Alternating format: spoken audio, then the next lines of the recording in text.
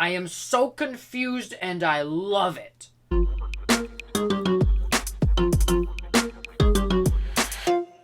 Howdy, I'm Kurt Williams, and today we're looking at issue 4 of The Deviant by James Tynion IV and Joshua Hixson. So if you watch my channel regularly, you know that I love this series. I placed it as number 2 on my top 10 comics of 2023. And just so you know, there will be spoilers in this episode. It's not the end of the series, so I can't give away the ending, and it's a murder mystery story, so there are twists and turns anyway, so what I give away in this video might not even have anything to do with the final ending. But the ending of this issue is what blew my mind, so of course I have to talk about it. For those of you who haven't read it, I'll give you a really quick recap. We are following the main character, Michael, who is a comic book writer, which is pretty typical for a James Tynion comic to have him be kind of the self-insert main character. He's writing a comic about this guy who is convicted as a serial killer even though he claims that he didn't do it. In the 70s, there was this serial killer who was called the Deviant Killer who dressed up like Santa and killed a bunch of young boys, and it was heavily suspected that there was some pedo-type shenanigans going on. And because this guy had taken some pictures of those same boys which had some pretty pedo vibes to him, he was convicted as the killer. Now, in modern day, while Michael is interviewing this guy, somebody else is going around dressed like the Deviant Killer committing similar crimes. We don't know who this new killer is, but the detective who's following the case is pretty convinced that it's Michael. Michael, on top of showing a very specific interest in serial killers and this Deviant Killer in particular, also seems to struggle with his identity as a gay man and seems to relate himself to serial killers like Jeffrey Dahmer pretty often. So this comic that he's writing within the comic is about the Deviant serial killer, but it's mostly about him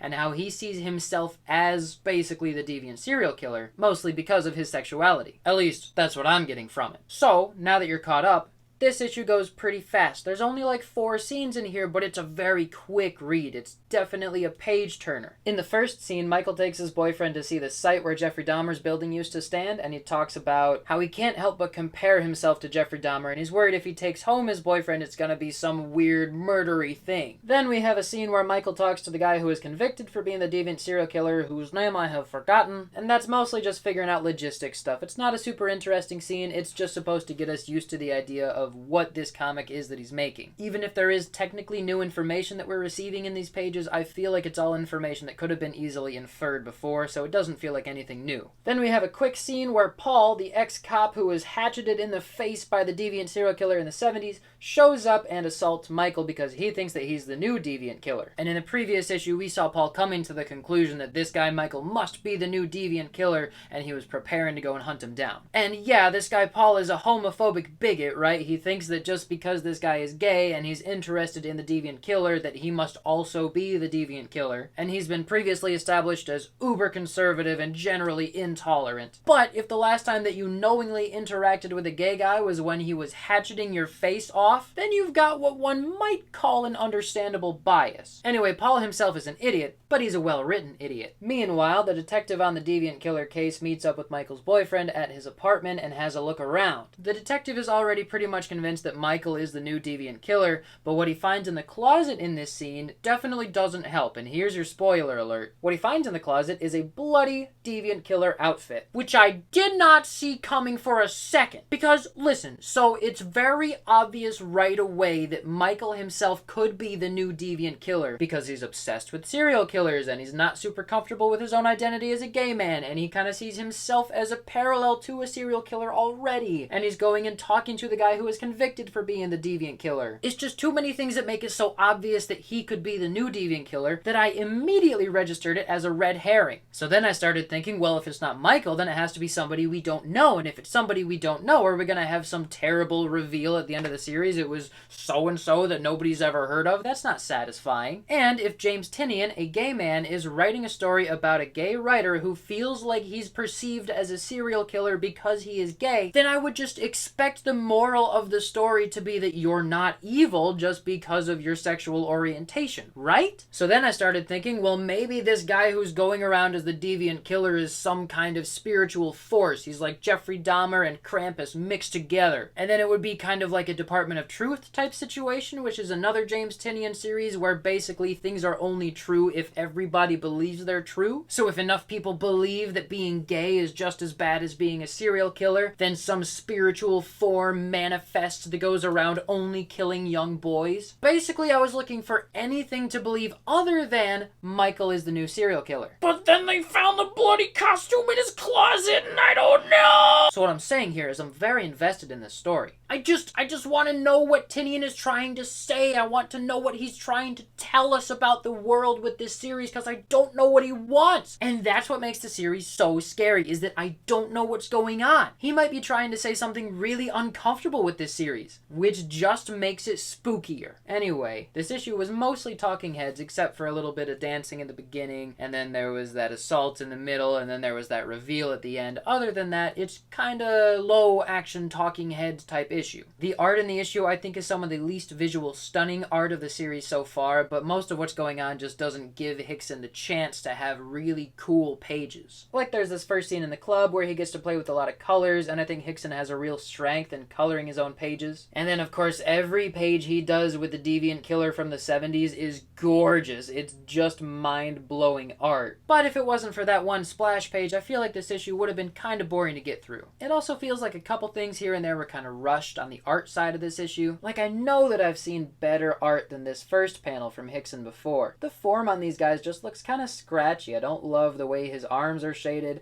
his fingers are extra long.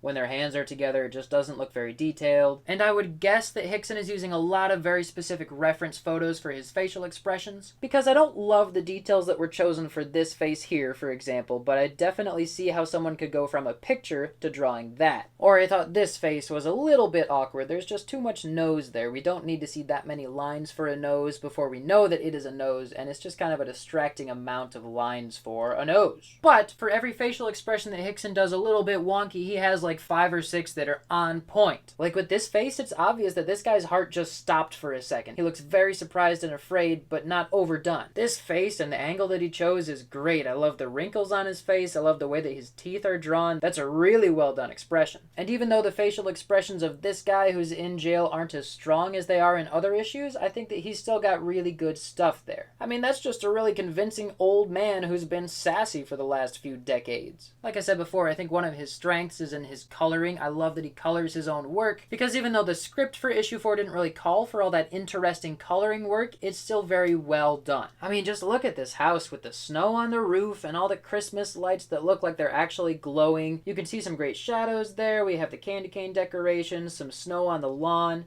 That's just great coloring right there. So I wasn't as blown away page by page in issue 4 as I was in the other issues, but that reveal at the end is more than enough to keep me coming back. If you haven't been reading The Deviant, even though I know you've already heard everything I've said today, you should go and pick it up, because just the dialogue and the pacing is so solid. It's one of the best comics coming out right now. So I'm gonna rate issue 4 of The Deviant like a high 8 out of 10. And that's just because most of the issue felt like we were just moving the plot forward. There weren't nearly as many giant emotional moments as there are in the first 3 issues. But you should definitely go buy it. Go support this creative team. They're worth every penny. Did you read it?